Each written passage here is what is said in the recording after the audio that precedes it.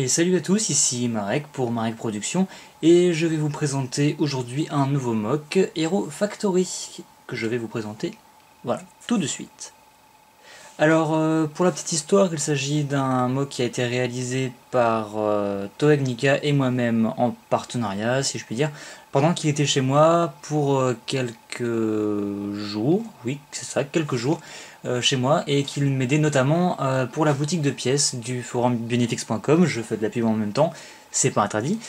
Voilà, donc il m'aidait à ratrier des pièces et en même temps on a fait quelques mocks et parce qu'il pouvait fouiller dans mes pièces, qu'il y avait pas mal de pièces à sa disposition, il était tout fou.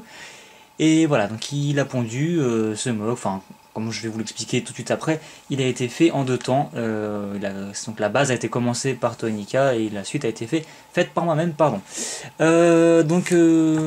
Vite fait un petit tour peut-être.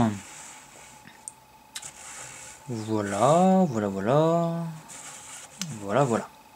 Alors, que dire tout de suite?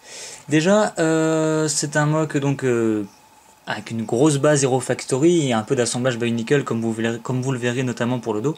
La base est une base de donc Hero Factory 1.0, les tout premiers, hein. Voilà, comme vous pouvez le voir. Je vais commencer peut-être... bon, je vais parler du schéma de couleur déjà. Le schéma de couleur c'est celui de Speedademon à peu près, donc vert et noir et doré.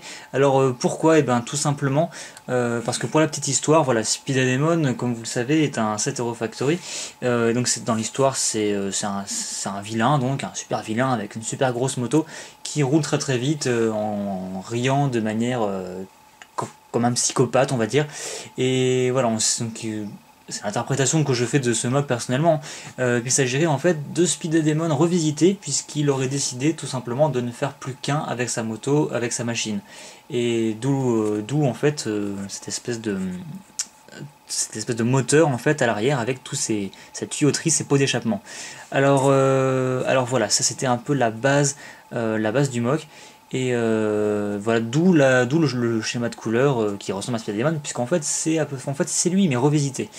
Et donc voilà, au niveau des formes, globalement, eh ben, on a une forme assez rachitique, si vous voulez, parce que le mock étant censé aller très vite, il est fait pour la vitesse, il est taillé pour la vitesse. Lui mettre beaucoup d'armure, de très grosses armures, n'était pas forcément la meilleure chose à faire. Donc du coup, ça rend pas trop mal comme ça. Donc on pourrait dire que voilà en fait pourquoi ces réacteurs à l'arrière, parce qu'en fait ça serait une sorte de propulseur, de réacteur ou je ne sais quoi, qui permettrait ou bien de courir très vite, ou bien à la limite même de voler au-dessus du sol. Et c'est d'ailleurs là qu'interviennent ces pièces là. Alors moi personnellement elles me font penser à des ailes de papillon. Mais bon, je pense pas que pour le mock-là, c'est ce que Toei Nika ait voulu faire, car oui, effectivement, c'est lui qui a fait toute la partie arrière, tout le dos en fait. Il a simplement réalisé le dos avec ses ailes et ses sortes de pots d'échappement. Et après, il était bloqué, il savait plus comment continuer, et c'est moi qui ai décidé de le continuer en faisant une sorte de Speedademon revisité. Et donc voilà comment on pourrait interpréter la chose grâce à ce moteur. Ça lui permet d'avoir beaucoup de force, de pousser en fait, ce qui lui permet d'aller très vite. Et on pourrait même imaginer que ces petites ailes, donc c'est la pièce qui est présente sur Brutaka, je vous le rappelle, ce set Bionicle, ces petites ailes en fait ne sont pas des ailes pour voler. Enfin, je pense pas qu'on puisse voler avec ces ailes vu la taille, et voilà, ça serait un peu ridicule. Mais on pourrait dire que ce sont des sortes de, je ne sais pas moi, d'appareils anti-gravité, quelque chose de ce style-là, qui lui permettrait tout simplement de planer au-dessus du sol, voire même de voler éventuellement, mais je suis plus fan de l'idée qu'il pourrait simplement voler un peu comme ça au-dessus du sol en courant très vite. Ça le permettrait de se soulever et donc d'avoir moins de poids sur ses jambes et donc de courir beaucoup plus vite. Moi c'est comme ça que je l'interprète et cette idée me plaît plutôt bien. Et voilà, comme vous voyez. Et voilà, et donc ça c'était pour la petite histoire. Donc au niveau des jambes, je vais commencer par les jambes, on va commencer par le bas. Très simple, 2 Hero Factory, une armure et un pied métro. Donc très simple mais assez efficace, surtout avec ces schémas de couleurs, donc j'en dis pas plus. Par contre au niveau de l'articulation, comme vous le voyez, c'est totalement libre, hein, du fait qu'on n'ait pas d'armure sur la cuisse, et ben on peut vraiment faire des positions toutes les plus ridicules les unes que les autres, mais en tout cas on peut vraiment avoir un champ d'action très important, ce qui est assez agréable pour la jouabilité. Bien qu'à notre âge on ne joue plus vraiment avec nos mocks, mais bon passons. Les bras pareil, exactement pareil, 2 os Hero Factory, donc vraiment le truc ultra basique. Pas d'armure, idem, donc pareil, pour bouger le bras, c'est extrêmement facile. Faut faire gaffe au pic par contre. Et voilà, c'est à peu près tout. Pour le corps, eh bien, comme vous le voyez, ce n'est pas un torse Hero Factory standard, mais un assemblage de 3 armures, donc une grosse armure au milieu, qui tient, je vous demande de me faire confiance, parce que j'ai pas envie de le désosser ici, mais par une poutre technique munie d'une ball joint au milieu, une poutre avec 3 trous avec un ball joint au milieu. C'est comme ça qu'on peut fixer cette armure au centre du torse. Et donc on a ces 2 armures qui sont posées de manière diagonale, comme ceci, pour faire justement les pectoraux et le torse, et qui tiennent, et je pense qu'il n'y a pas de surprise en voyant ceci, par une ball joint. Et oui, parce que la ball joint c'est la pièce un peu passe-partout du moqueur, surtout quand on a appris à moquer avec du Bionicle, on sait que ça sert vraiment partout pour faire des formes assez custom, et donc voilà. Donc ça tient moyennement parce que c'est une ball joint de 2001, et donc pas très... comme vous le savez, hein, si vous avez déjà manipulé ce genre de pièces, ça tient moyen. Mais là, en l'occurrence, il n'avait plus de ball joint percé, donc il a utilisé ça. Oui, il me semble que c'est Toynica qui l'a fait, cette partie-là. Et voilà, et donc on a cette forme assez sympa, avec les pics justement rajoutés sur les extrémités qui permettent de vraiment d'avoir un aspect très... vraiment d'un bon profilage en fait. On a vraiment une impression de vitesse.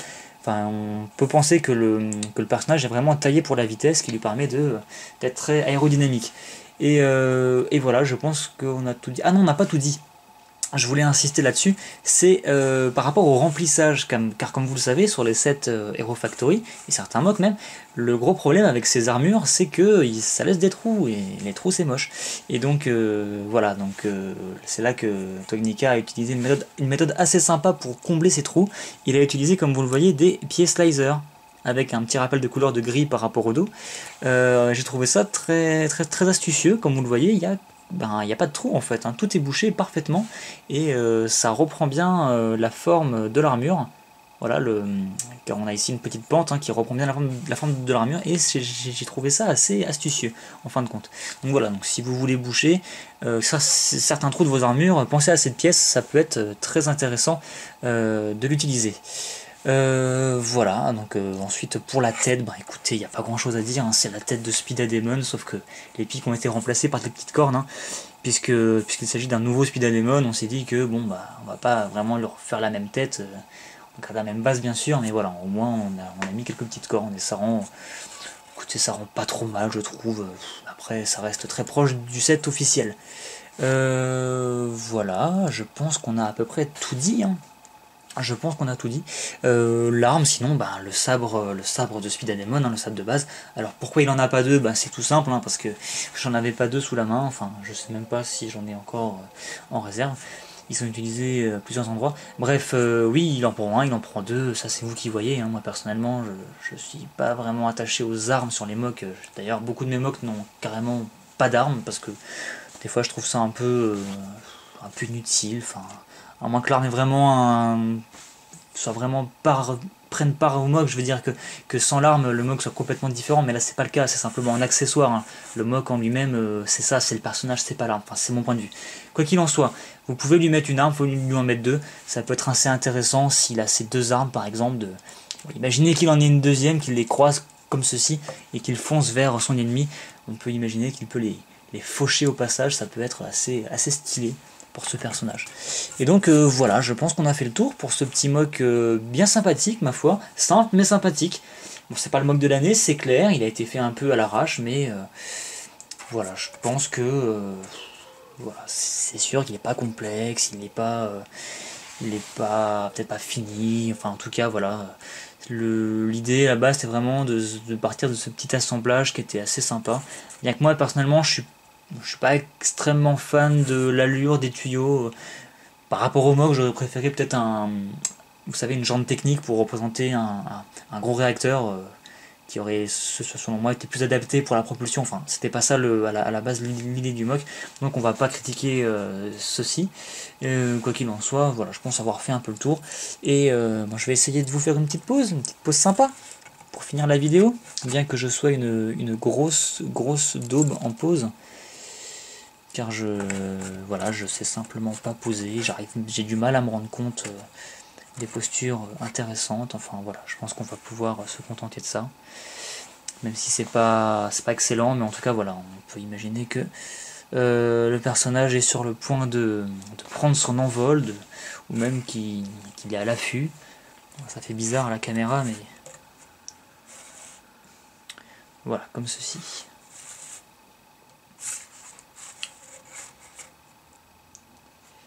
Et voilà, je pense que ça va être tout pour cette vidéo de mock. Je vous invite à poster des commentaires si vous avez aimé ou même si vous n'avez pas aimé. Je vous invite également à vous abonner si ce n'est pas déjà fait, car il y aura beaucoup d'autres vidéos de mock, Hero Factory, Bionicle et même d'autres sortes de Lego. Donc voilà, on sait jamais, des fois qu'il y a une vidéo qui vous plaise par la suite. N'hésitez pas à vous abonner et je vais vous laisser là-dessus en vous disant à bientôt pour de nouvelles vidéos et salut tout le monde!